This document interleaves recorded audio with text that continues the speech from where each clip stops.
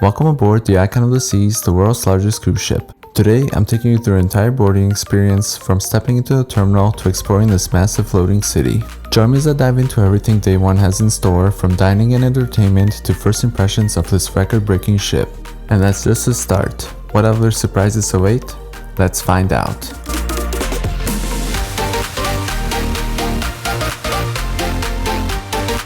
It is cruise day. I am here in Miami, Florida, and today we'll be boarding Royal Caribbean's newest cruise ship, Icon of the Seas, also known as the largest cruise ship in the world. Now, this is a 7-night Eastern Caribbean sailing that's going to take us to St. Kitts, St. Thomas, and Perfect Day at Coco Cay. Now, those videos will be coming out at a later time, but today we're going to be boarding the beautiful Icon of the Seas. And behind me, as you can see, is the cruise port, and it looks like it's a full house there today, so it should be interesting. But yeah, let's go and check out the Icon of the Seas. After a quick 5-minute drive from my hotel to the port of Miami, I arrived to Terminal A, where the Icon of the Seas will be departing. My check-in time was 11:30 a.m., but I arrived 30 minutes early and I was still able to get checked in without any issues. The process overall was incredibly smooth, taking only about 10 minutes before I was ready to board the ship.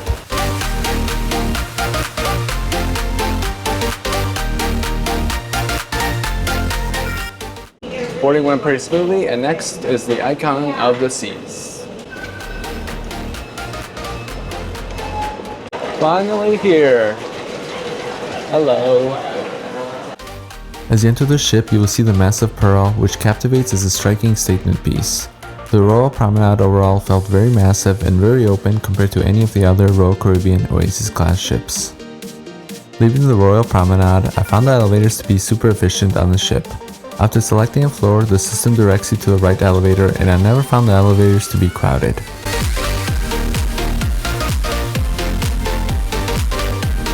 So I'm here at the My Time Dining in Deck 3. This is where you can come and change your time if you want it earlier My Time Dining.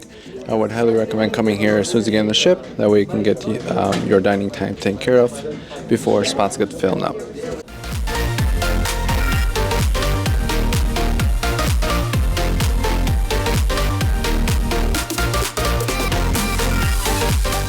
Just confirm my time for 6:45, which is the earliest one available they have. So highly recommend coming here first thing when boarding the ship, so you can get the earliest dining time possible if you have My Time Dining. Next, we're going to go to Deck 6 to the Dueling pianos and purchase wow bands. That way we don't have to use the cards all the time.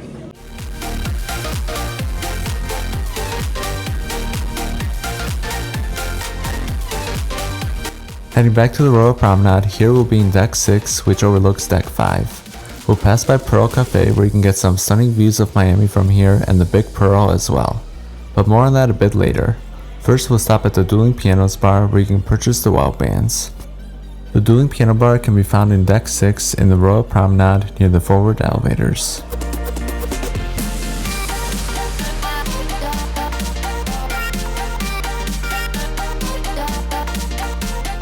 So these are the wow bands. You use these to get into your room or purchase things. Instead of using your room card, you can use these instead. And they come in 2 colors. I got the green one and my wife got the orange one. And these are both $10 each.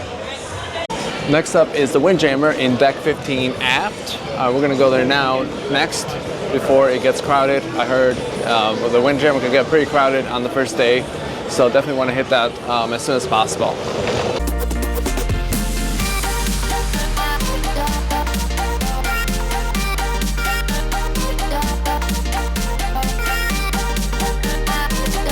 The Windjammer is the main buffet, which is located in Deck 15. As you enter, you will find hand washing stations and Mr. Washi Washi, who cheerfully reminds everyone to wash their hands before entering the Windjammer. On the first day, I would recommend going towards the back of the ship, as it's the least crowded in terms of crowds, and you can even get some nice views of the Surfside Neighborhood, which we'll be checking out a bit later in the video.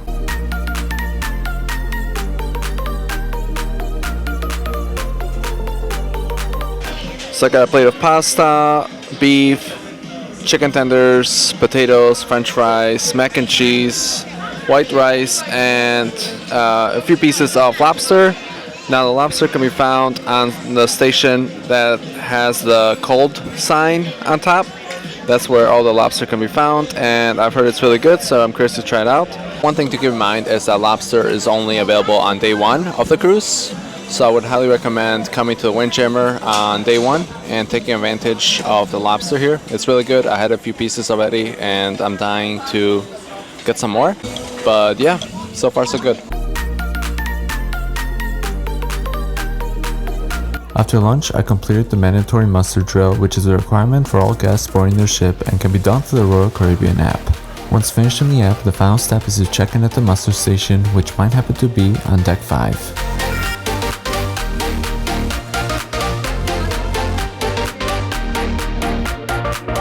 So I'm finally in deck 12, and this is where my stateroom is located. So I'm going to show you guys. So as soon as you get off the elevators in the aft, to your right you're going to see the Surfside area. So my room should be right over here, one of those front rooms on this level.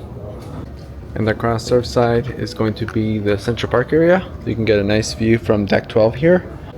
Now that is another neighborhood. All the rooms there will face inside the ship. And there's about 5 minutes left until the rooms are ready, and I'm going to show you guys what the room looks like next.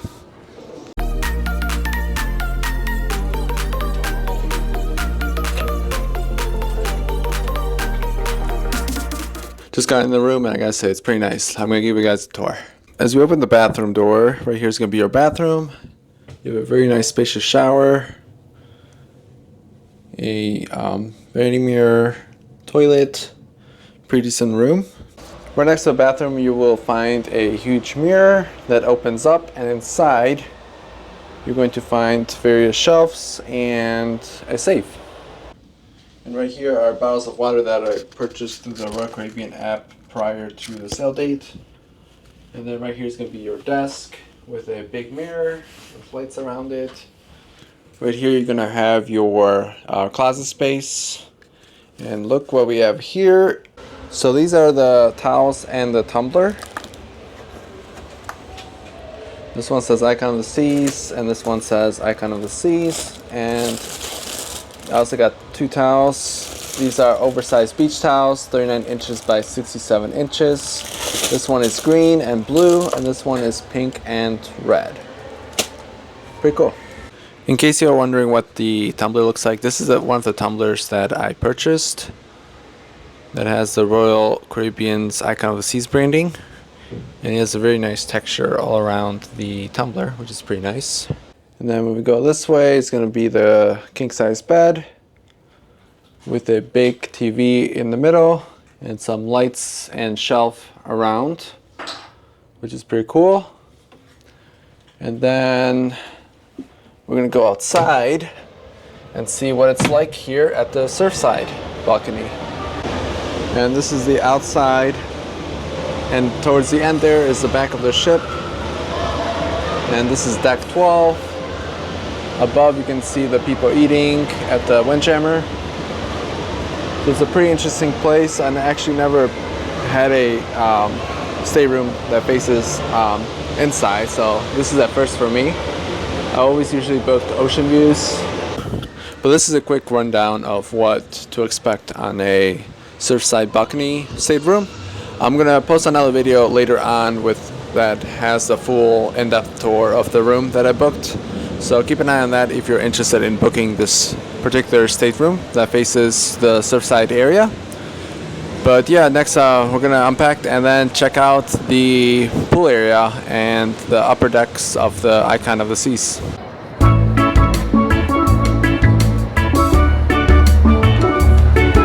So I'm here on the deck 15, and we're checking out the pools, and I think this is the biggest pool on the ship over here.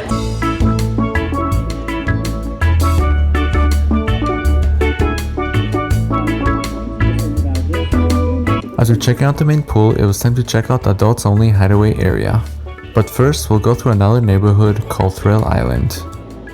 Here you can catch 6 record-breaking water slides, and it's also the largest water park at sea. At the back of the ship, you'll find the Adults Only Hideaway area, a kid-free zone designed for adults to relax and enjoy the views of the seas. The space offers both a peaceful retreat and a lively party atmosphere, especially during sea days. Let's go check it out. So they do have waiters here in the Hideaway area taking orders. So I ordered myself a tropical crust, as you can see here. There's mango inside, pineapple, and some other stuff I don't remember, but it's pretty good actually. I would recommend it next time you're here, tropical crust.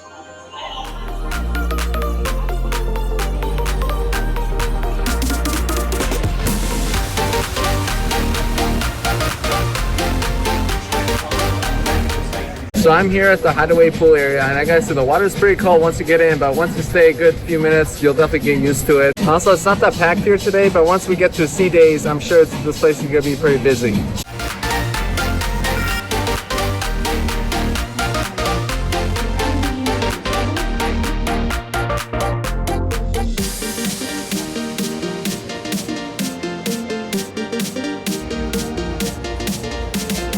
Leaving the Hideaway area, in the back of the ship you will also find various activities such as mini golf, a basketball court, and even rock climbing. But next, let's head back to Royal Promenade and check out the Pearl Cafe as we begin our departure from Miami, Florida.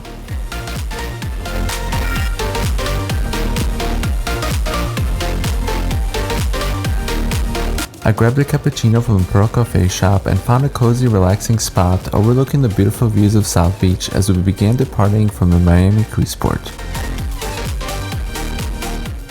I gotta say, this is actually a pretty neat area here at the Pearl Cafe. You get some nice views of Miami leaving out of the cruise port here. From the Pearl Cafe, we'll take the stairs, which will take us to one of my favorite neighborhoods, Central Park.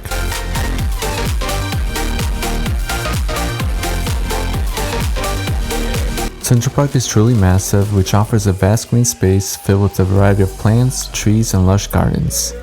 As you stroll through, you'll encounter nice paths with vibrant flowers and plenty of areas to relax. You can even catch some great views of the Pearl Cafe and the ocean from up here.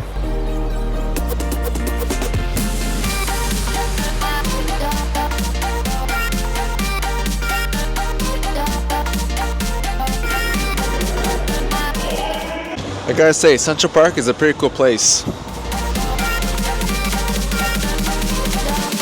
After leaving Central Park, we'll check out the Surfside Neighborhood next.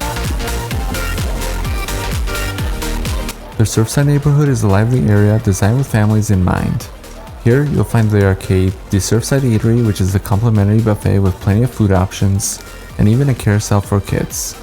Plus, there's a Sprinkles ice cream stand for a sweet treat. So here at Surfside, you can find your complimentary ice cream, which comes in two flavors, vanilla, chocolate, or you can also get half-half. And I got a vanilla, and it's actually pretty good, just ice cream.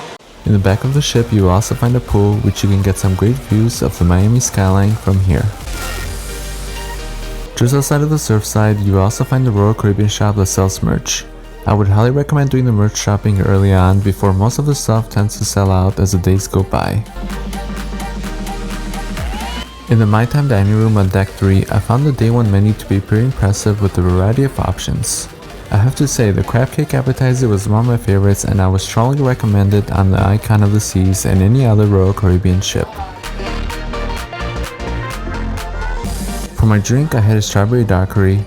For the main course, I chose a prime rib, which was quite tasty, and for dessert, I enjoyed a cup of fruit along with the royal cheesecake. Just leaving the room, and next we're going to go and check out the headlining show starring Adam Cario, which I heard is a pretty good show, so I'm curious to check it out, and I'm going to show you guys that next.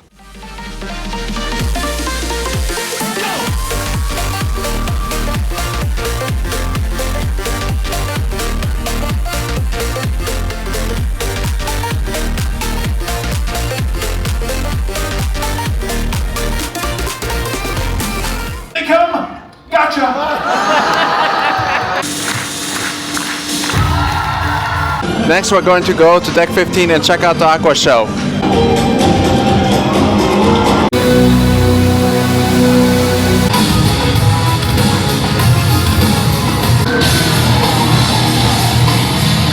To end the night, I would recommend going to the balloon drop, which occurs at 12 AM on the first night of the cruise.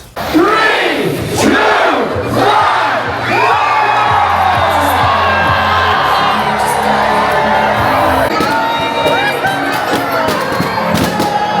Just made it back to the room, and I gotta say the Aqua show was top notch. It's probably one of the best Aqua shows that I've seen, and what a night it has been, ending it with a balloon drop. Now I hope this video gives you a better idea of what to expect on day one of Royal Caribbean's Icon of the Seas. Also, if you guys found this video helpful, useful, and enjoyable, go ahead and hit the like and subscribe. I'd really appreciate it, and I'll help the channel out. But for now, here's a nice view of the Surfside neighborhood.